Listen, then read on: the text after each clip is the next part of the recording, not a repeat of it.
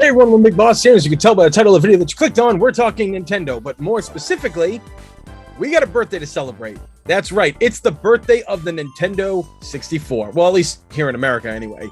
This little device right here, game changer for me and my buddies back in the day. This console, man, it's just great.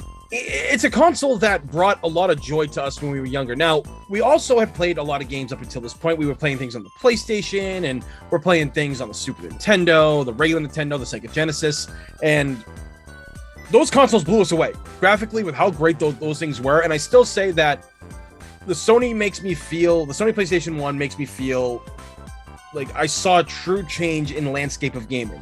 Nintendo 64 didn't have that big of an impact, but it wasn't really about graphical change as much as it was with the PlayStation, but it was about what Nintendo always did when it came time for their consoles.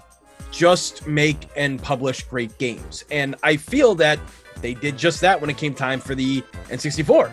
There is a plethora of amazing RPGs and other types of games that are on, action platformers. We've got racing games. There's even some sports games on Super Nintendo, Genesis.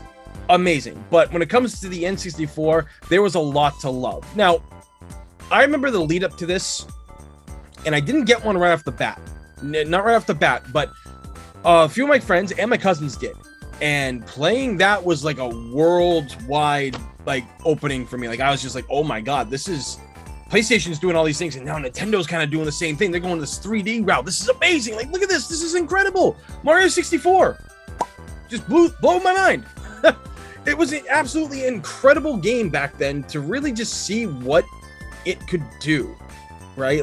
Just being able to surf on a turtle shell and be fired out of cannons and use a cap to try to float and fly. Mario 64 was the game that console needed at launch, and it nailed it. And then other great games, of course, came out after that. 007 kept parties entertained for hours. Games like Mario Kart 64, Diddy Kong Racing. We also got things like Mischief Makers. There was also Yoshi's Story, which I liked that game a lot back in the day. I don't know if I'd play it now, but I kind of do want to go back.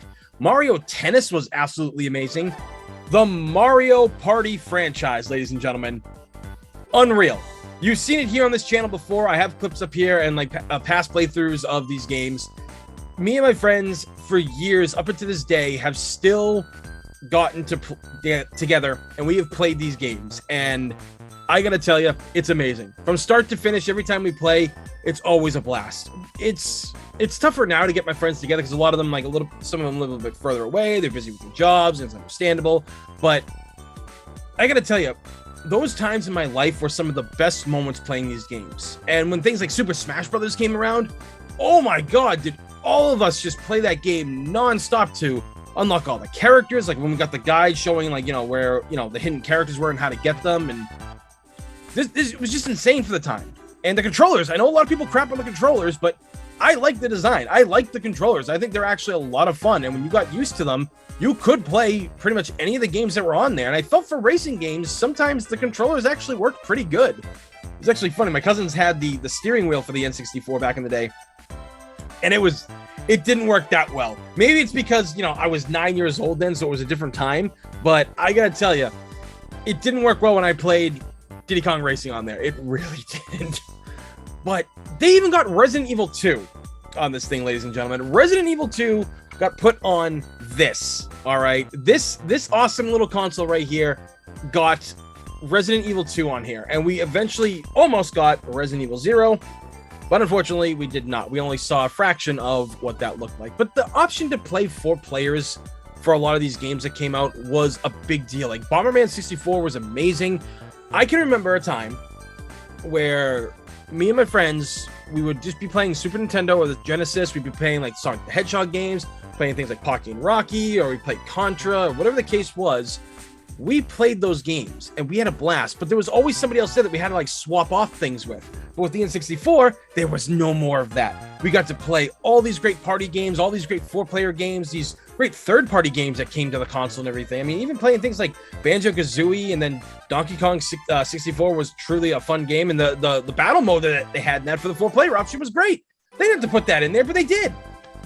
I know a lot of people look back and they'll say that it wasn't that great of a lineup for the N64 back then in its entire run. And I can kind of agree with that, I guess. But I was kind of okay with that because Nintendo knew that they had issues trying to fight against the other companies making consoles and games, and they focused on what they needed to do. They may have had a small library, but it was a small library that was worth it because all the games I just mentioned, they're great. They're great 4-player games. They're great single-player games.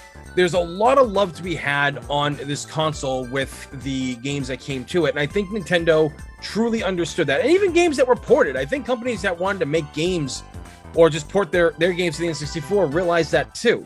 So at the end of the day, you look at what this console did back then, it was kind of a big deal. Because if you want to play 4 players on a PlayStation, which there were a couple of games out there that did it, but you'd have to get the adapter that was like a giant L and everything. And I don't know. I just love this console to death, ladies and gentlemen. This console is worth so much to me and my friends. It has some of the biggest gaming moments of our careers. We always come back to play that thing. I got personalized controller stands for me and my buddies. We all got our own controllers for them. It's truly amazing. It's really something that we had a blast with. It's amazing that we're also still friends after playing all the years of Mario Party we have together and, tearing up our hands and such on those controllers and, strangling each other with N64 controllers because, this guy, we thought this guy cheated, this guy's screen looking,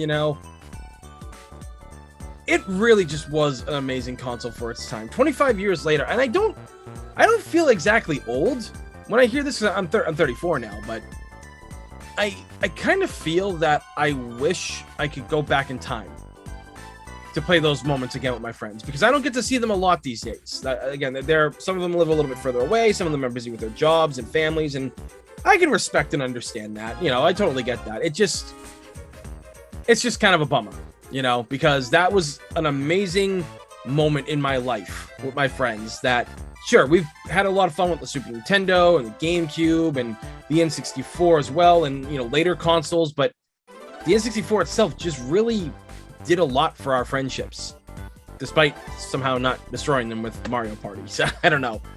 Either way, guys, I'm rambling a little bit. It's just because I have a lot of nostalgia and a lot of love for what the N64 gave me.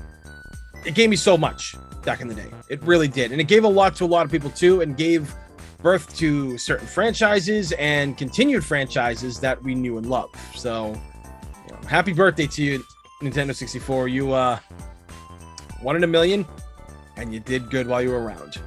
But you've heard me talk about this enough. What do you guys think? Let me know down in the comments below. If you really had the N64 back in the day, did you rent it from Blockbuster, or did you get it as a gift? And what kind of games did you like for it too? Let me know.